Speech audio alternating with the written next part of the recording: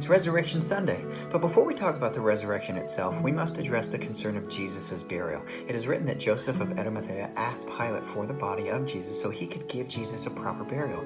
Pilate wanted to make sure that Jesus was in fact dead, and so he asked the Roman officer, who confirmed that Jesus was dead.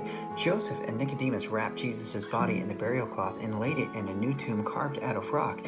Mary Magdalene and the other Mary saw where Jesus was laid. Not only was the body of Jesus seen, but Jesus' body had also been physically examined while being wrapped according to Jewish custom. Further, Pilate sent Roman guards to the tomb to ensure that Jesus' body was in the tomb and would remain in the tomb by sealing the tomb. Now let's talk about that seal. Roman guards sealed Jesus' tomb. Now this seal would have been a rope or cord stretched across the stone that had been rolled over the entrance. Now the cord would have been sealed at each end with clay and stamped with the official signet of the Roman government. However, the Pharisees added to the security by requesting that the Roman soldiers guard the tomb for a few days in order to prevent the possibility of anyone stealing Jesus' body and claiming that he had been risen. Well, the stone that had been used to block the entrance would have been extremely large and heavy, with the minimum weight being around 440 pounds and the maximum weight being over a ton, 2,000 pounds. If Jesus had come out of that sealed tomb a few days later, and he did, it would not have been due to a lack of precaution. Nah, bro. It is written that the heavy stone was moved from the entrance by two angels. Now the guards' reaction of fear is what motivated the guards to leave the tomb and go to the chief priests. It is written that a meeting with the elders was called, and the religious leaders and the soldiers came to an agreement that they must tell everyone that Jesus' disciples stole Jesus' body while the guards had been sleeping. But did the disciples steal Jesus' body? No. The disciples were ready to die for the gospel. Stealing Jesus' body would have been admitting that their faith was meaningless. Moreover, if anyone had stolen the body of Jesus due to the guards being asleep, those guards would have been put to death. And this is the reason the religious leaders and the guards made a deal for the guards to be protected. A powerful and unmistakable sign of the authenticity of Jesus' resurrection can be found in the moment of first discovery. Jesus first appeared to a woman, Mary Magdalene. Now ponder on the implications of this. It is safe to say that in the first century Jewish culture, a writer attempting to invent a resurrection account never would have taken this approach. In a male-dominated culture, a woman's testimony was not even accepted in court. In contrast, a conjured story attempting to gain credibility would most likely choose a major disciple as its first witness, not a woman such as Mary Magdalene, especially not her. Not only was Mary a woman, but she had once been demon-possessed. In fact, it is written that Jesus had cast out 7 demons from her. So if a writer had been trying to conjure up a story with credibility, Mary would have been the last person someone would have chosen to use as the first witness of the resurrection. But wait, there's more.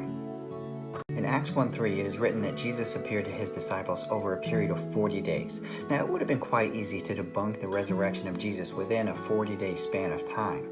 Instead, the 40 days only solidified the faith of many. The one everyone calls Doubting Thomas refused to believe that Jesus came back from the dead unless he could see and touch Jesus for himself. Well, and then Jesus gave him exactly what he wanted. In John 20:27-28, Jesus showed himself to Thomas and said, "Reach here with your finger and see my hands, and reach here your hand, put it into my side. Do not be unbelieving, but believing." To this unquestionably convincing display of physical evidence, Thomas replied, "My Lord and my God." My Lord and my God. No one should call this disciple Doubting Thomas because he most certainly was a believer. If Jesus had only appeared to those who were believers or had a propensity to believe, there might be legitimacy to charge that the witnesses were prejudiced. But the opposite is true. In 1 Corinthians 15:6, it is written that Jesus appeared to more than 500 men at one time. Moreover, Paul wrote that most of those witnesses were still alive at the time, and he challenged his readers to go investigate what he was saying with the multitude of witnesses.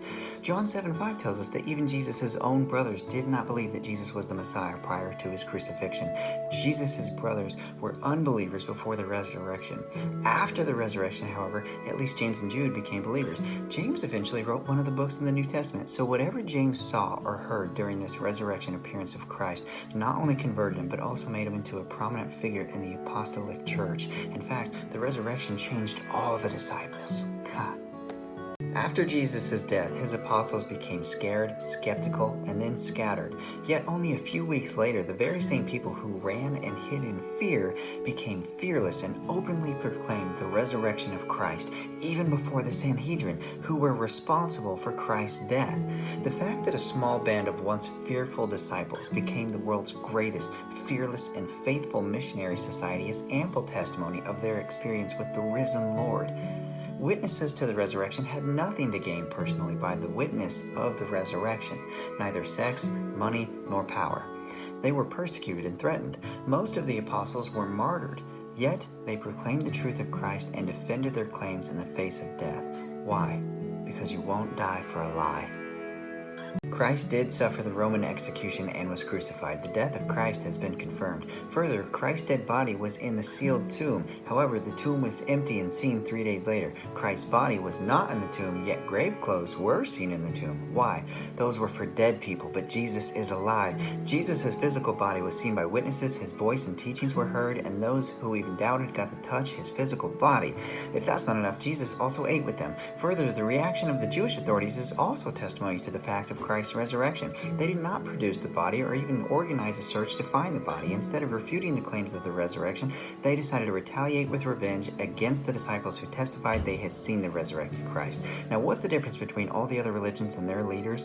They're all dead and still in the grave. But Jesus, the tomb was empty. He is risen. Happy Resurrection Sunday.